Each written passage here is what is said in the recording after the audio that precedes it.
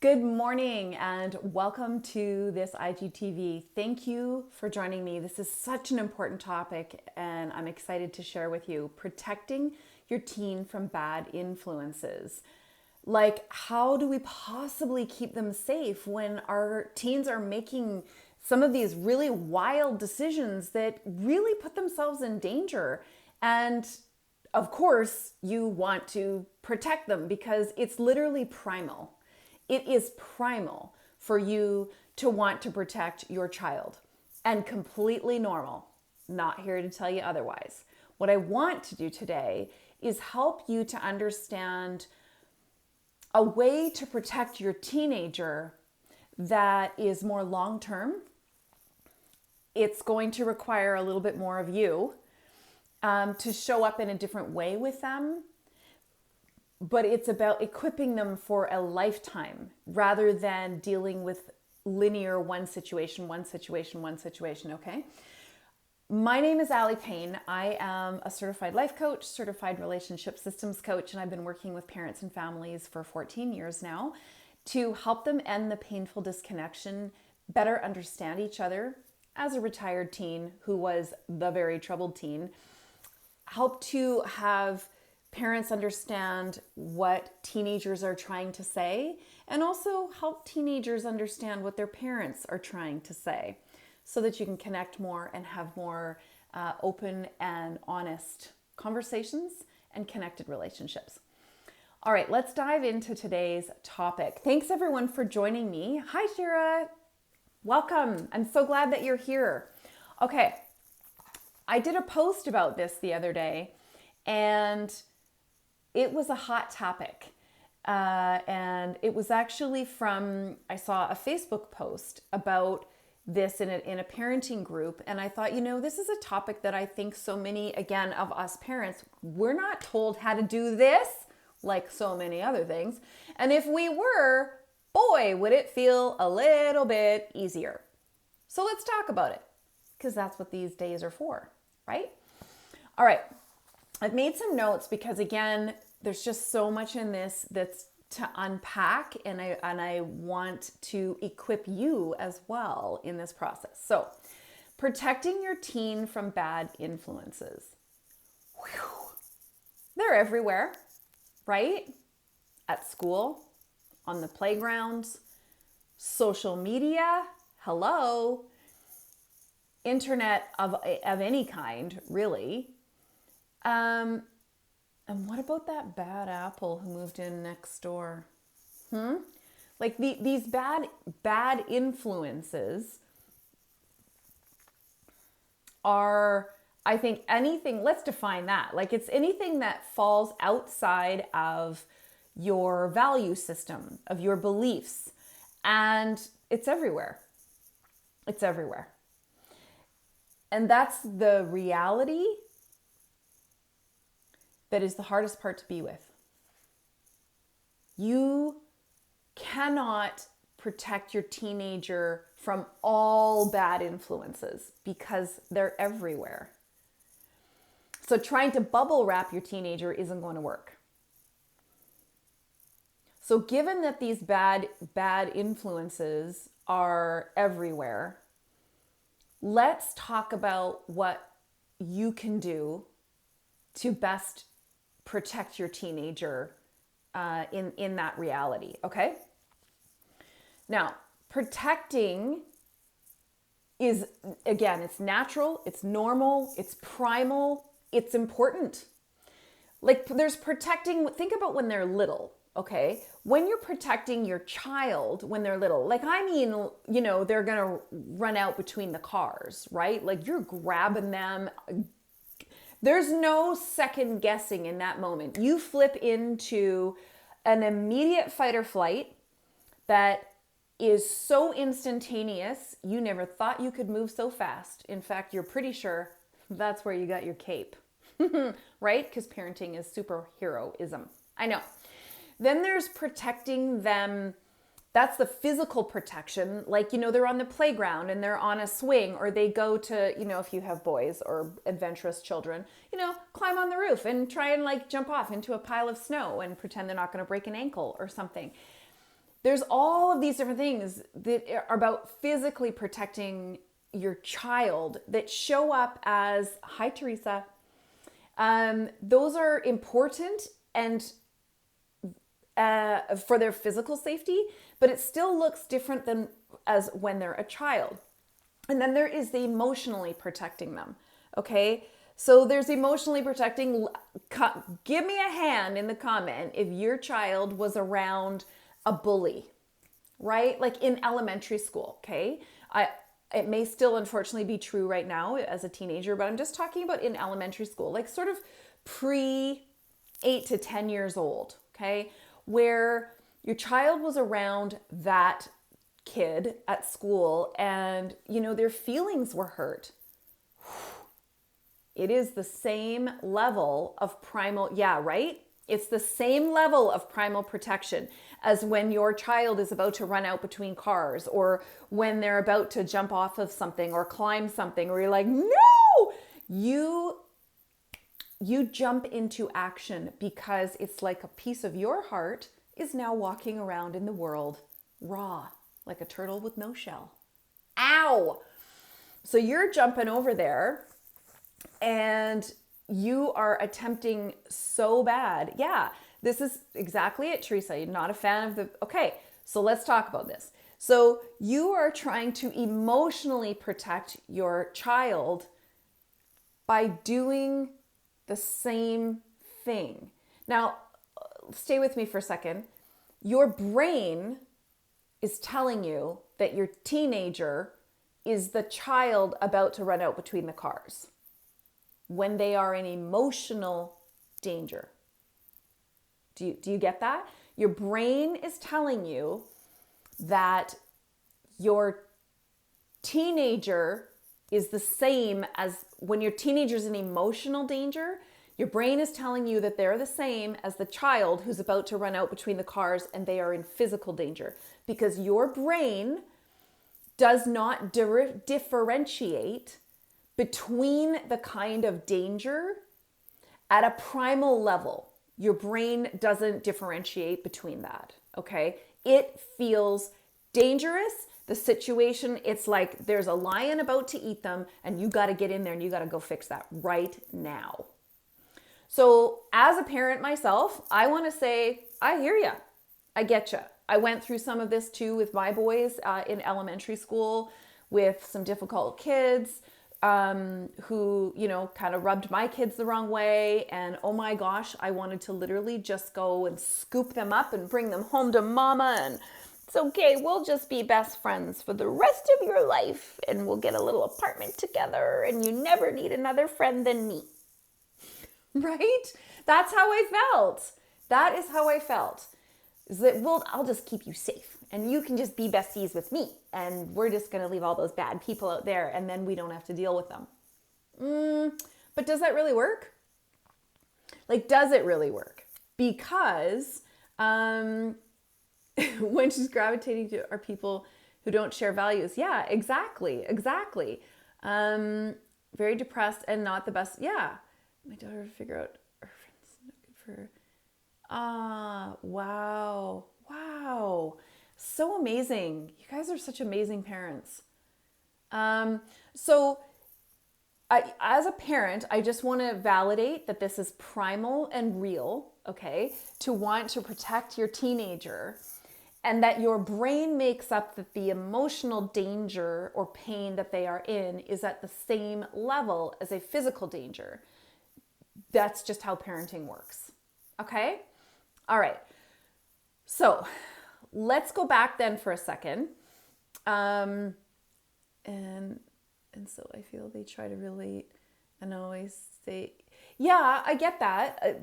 Yeah, I totally understand, Teresa, especially right now. Yes, when there's a lot of kids who are depressed and feeling anxious, particularly in a pandemic. It's not a super easy time, right? Okay. I'm just going back to my notes here because I want to stay on track.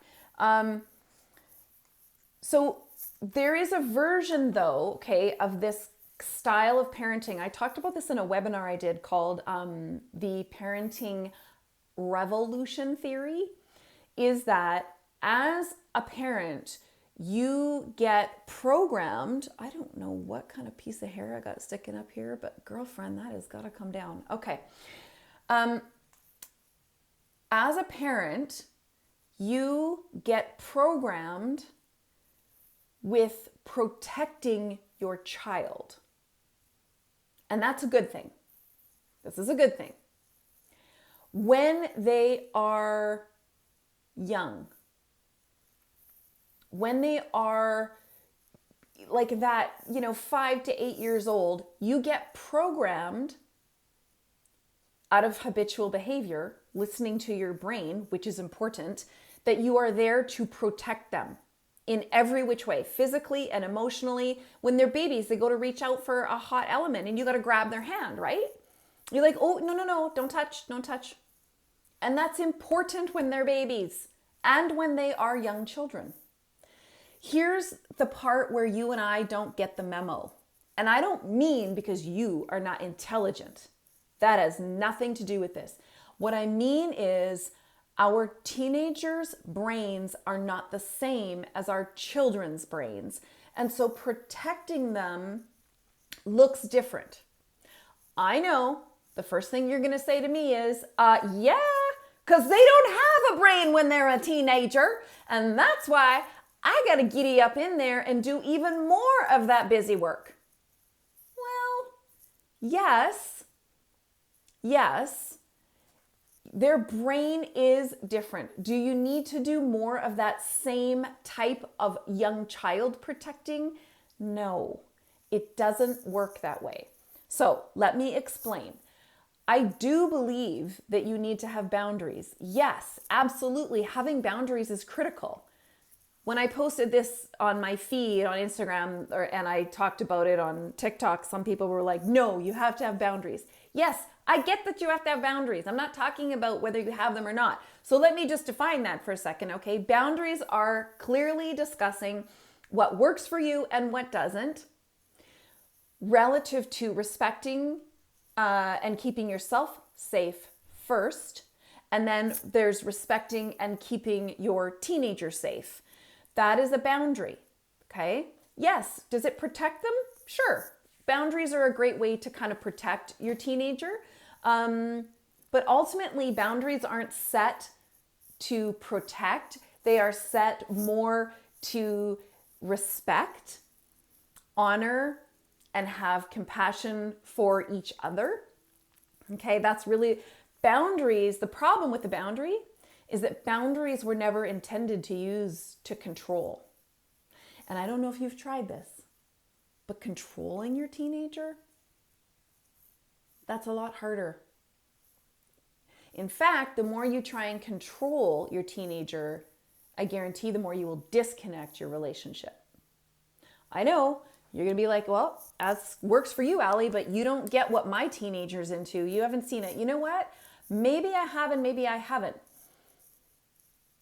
I'm going to tell you a story further on as I go. Okay. So boundaries are set as a way to help your teenager understand from you, your values, your beliefs, what moral standing, which you come to this conversation with. You and I don't have the same ones. That doesn't make us right or wrong or better or worse. We just have different. Okay. You and I, as here today, right now, have different values, beliefs, moral standing, etc. And your boundaries are going to be based on that. Sure. So do I think you need boundaries? 100%. Are boundaries going to protect your teenager? No. And here is why. Okay? Here is why. Because teenage brains are wired for risk taking. They lack emotional regulation, impulse control, and therefore some of the critical thinking that takes your teenager to where they understand impact and can think through consequence. Okay? Now I know you're like, yeah, that's exactly why I need to protect them from the bad influences. Allie? Well, yes. Again, I'm not disagreeing with that. That's a normal part of adolescent brain development. Here's the thing.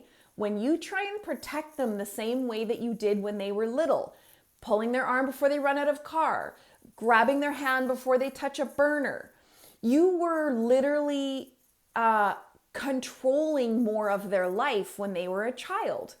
Their brain was very, very simplistic. That was necessary, okay? Now, when you try and do that same kind of protecting with your teenager, they feel controlled.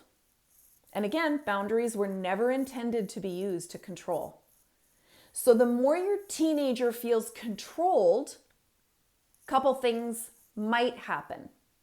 Number one, they're less likely to tell you the truth about what's really going on in their life or what their friends have decided is going on in their lives. Okay?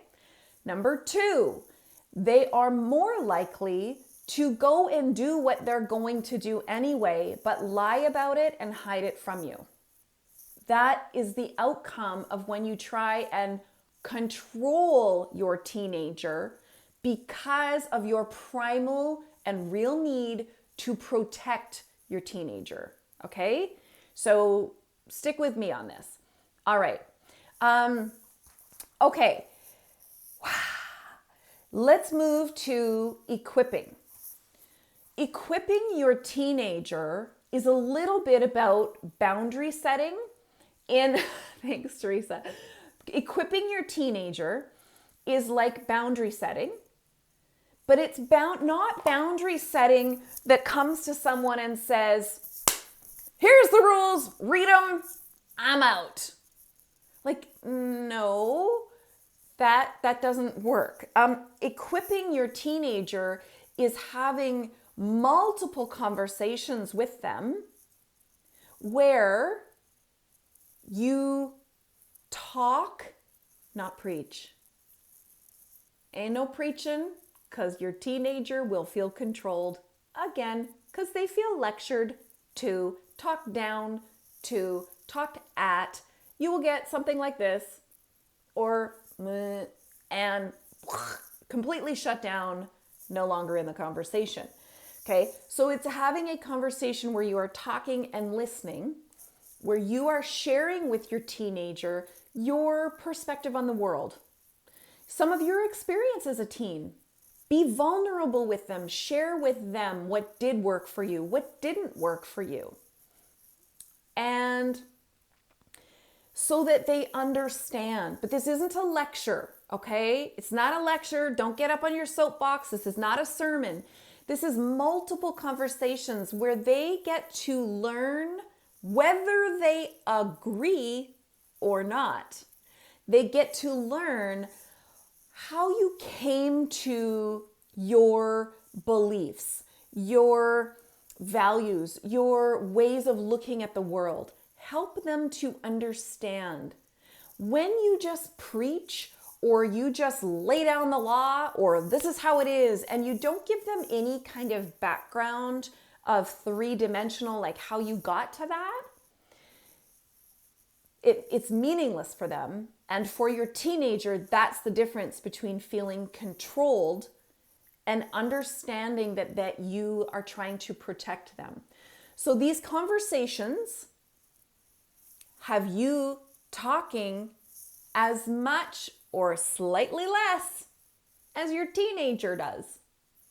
This is about making room for them to ask questions, to process. So we all know how much teenagers have a propensity to literally just shut down. So this goes in tiny bits. Yeah, you only give your opinion when asked. Exactly. Okay. So this is about equipping. That's what equipping is. Equipping is letting your teenager know from a vulnerable, honest place, not a lectury, controlling place, from an honest, vulnerable place where you come to these kinds of boundaries with? Where did you come up with these beliefs? What are some things that happened to you or for you that you are wanting to protect them from? And it's okay as a parent to say, this is friggin' hard for me. I want to just bubble wrap you.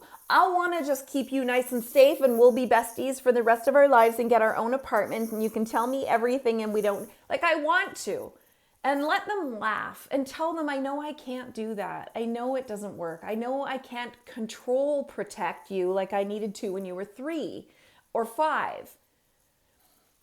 Just because your teenager's brain is developing, and just because your teenager's brain is wired for risk, lacks impulse control, emotional regulation, and the critical analysis to think through impact and consequence, doesn't mean they're not capable of a whole lot of other thought that when they were 8, they couldn't. They know a lot more. And what I need you to understand too is they think they're a whole lot more woke than you right now. And there's a part of that would be difficult for you to argue because you don't live in the world they live in. You are not exposed to the things that they are exposed to every day. So there is a way where they are a whole lot more woke than you. That's why I'm saying you need to listen, let them know where you come to the boundaries at. Okay, so that's what equipping. Equipping them is giving them the 3-dimensional picture about how you come to the world, how you come to wanting to set boundaries for them, wanting to protect them, knowing that you cannot control them.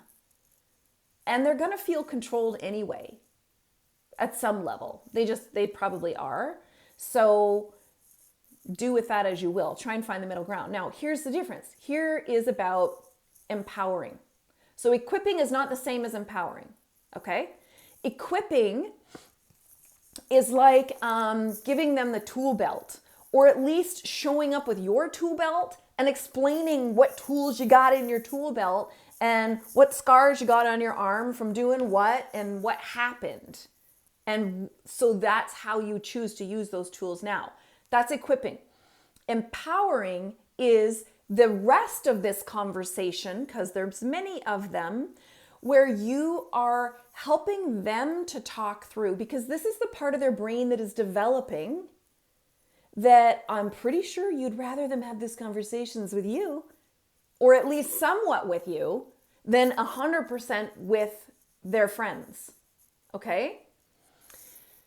This is equipping is you sharing your value systems, beliefs, moral ground, okay? Empowering is about you being listening in the conversation, or just asking open-ended questions about what does your teenager believe, and not judging that as right, wrong, or otherwise. Just, okay, how did they get to that belief? Like, what has them? Why do they think that? And not judging that as right or wrong, but helping them to fill in the part of their brain that is already in development anyway, which is the critical thought, independent decision making, because they're wired for that, to make their inherent desire to be more and more independent than, yes, they're equipped to be. That's part of this tension between parents and teenagers, is their desire to be so independent, which is real and true. So how can you give them as much of that as is possible, knowing they're not going to have as much as they want? And that's where empowering comes in. It means having conversations about certain situations, whether they tell you about them or not. Have conversations about going drinking with their friends. What do they think about drinking? What are they thinking about, like, drinking at all or drinking some? Would getting drunk at a bush party be a good idea? Why? Why not? With who? How come? What about drinking and driving? Is there such a thing? What about if your friends are doing drugs at a party? What do you think? What if there's parents there? What if there's not? Like, talk about these situations, not because you are now trying to tell your teenager what they should think. but this is empowering. Empowering them is letting them start to determine what they believe, what do they stand for, and what might they do in these risky situations when they find themselves in those positions. That's right, when they find themselves in those positions. Because let's just not kid ourselves, shall we? Now, here's the tricky part. When you are empowering your teenager, you are eliciting them to come up with their own, to talk it through, walk it through. Like, what's a worst case scenario? I don't know. Then what? And if you were me, what might you do? If you were the parent, what would you say or do? What do you think would work? Like, have these be totally open-ended conversations where you're not dropping the gauntlet on them, so that you can allow their brain to start making these new connections with you before some of this crap unfolds, instead of trying to be in the moment of figuring it out when their brains are still trying to develop this stuff and they haven't had these conversations with you. And again, the equipping is you sharing with them. Empowering, which is step 2, is you eliciting this from them. Okay, that's critical, because when you equip and empower your teenager, then when they are in a risky situation, they are more likely to make a decision because they've talked through some of this stuff that's going to be less risky than if they haven't. And that is what I think you are aiming for in your primal, real need to protect them, that looks like control, that has your teenager snap back like an elastic so fast you don't even know what hit you, but you got the welt to show it. Because their brain is so desperate for independent choice, freedom, thought, decisions, that they're going to go do some of this anyway. So this is like the teach a man to fish thing, okay? If you give a man a fish, you feed him for a day. That's the same as trying to protect your teenager from one situation and then one situation. And when by controlling it, like, that's it, you're not spending time with that person, or well, you're not going there. Okay, so now you're trying to control individual situations, which is the same as giving a man one fish per day. Then what? What are they learning? What are they learning that they need to learn, that you ultimately want them to learn? But if you teach a man to fish, he will never be hungry for a day. This is the same thing. This is why the best protection from bad influences for your teenager is, yes, have boundaries, of course. I promote and support boundaries wildly. Teresa will tell you that, right, Teresa? And when you equip and empower, you must have both, because equipping, remember, comes from you. That's the life experience and perspective and how you got all there that they don't know. And then there's the empowering, which is eliciting them to develop their own thought process, decision-making, impact, consequence, okay, values, beliefs. That is how you will protect your teenager for a lifetime. There are 2 caveats to this. Your teenager, just because you birthed them or you raised them, does not mean that they are going to have the same beliefs as you or the same values as you. And adolescence is already a time where emotionally, this is where healthy relationships are built. Individuation, which is them becoming more and more of their own person. Individuation is happening during adolescence, but differentiation, which means them also becoming different from you, making different decisions, thinking, differentiation also happens which is necessary and part of setting up what a healthy relationship looks like. That we can be in the relationship together and be different. That's what essentially it's saying. So your teenager is going to have different values and beliefs from you. And that's going to be friggin' hard. It's going to be hard.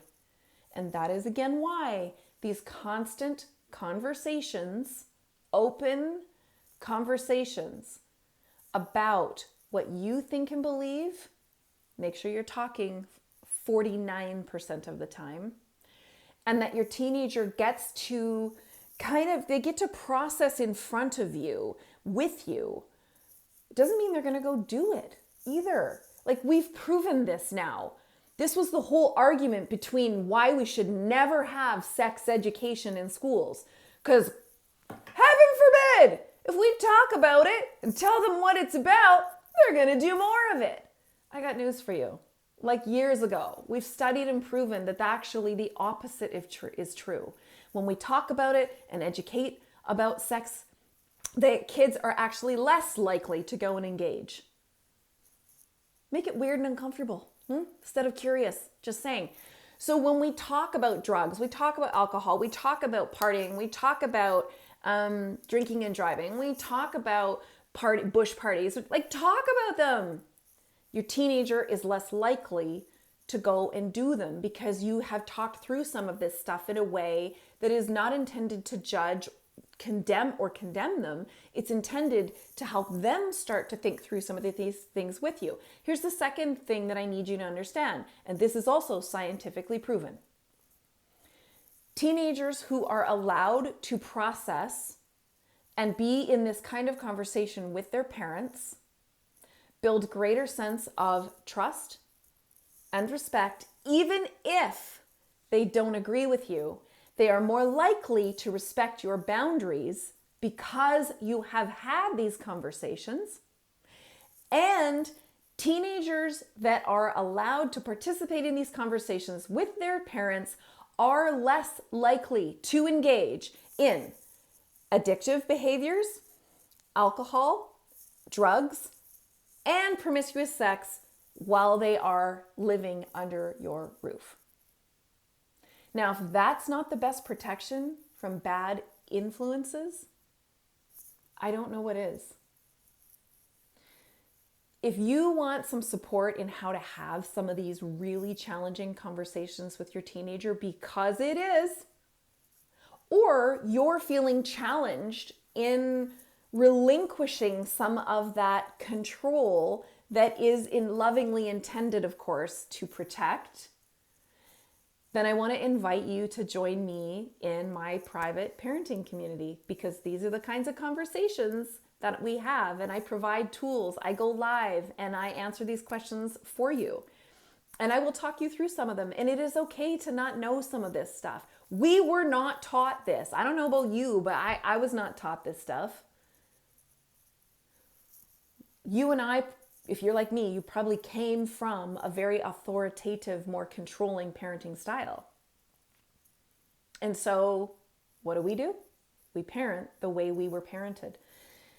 The problem, we've proven statistically, scientifically, psychologically why a lot of that has some pitfalls and doesn't work for today's teenagers.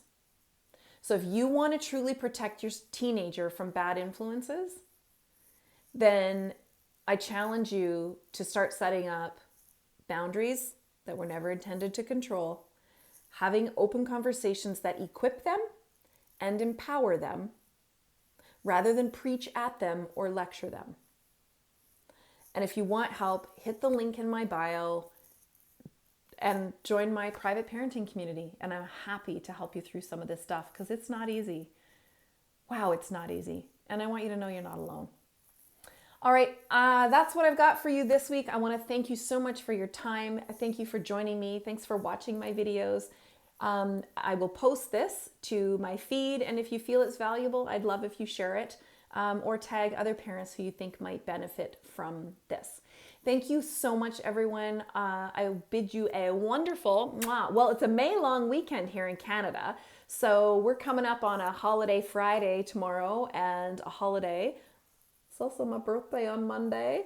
And I will see you next week. Thank you. Thank you all so much for being here with me. I wish you well. Bye, everybody.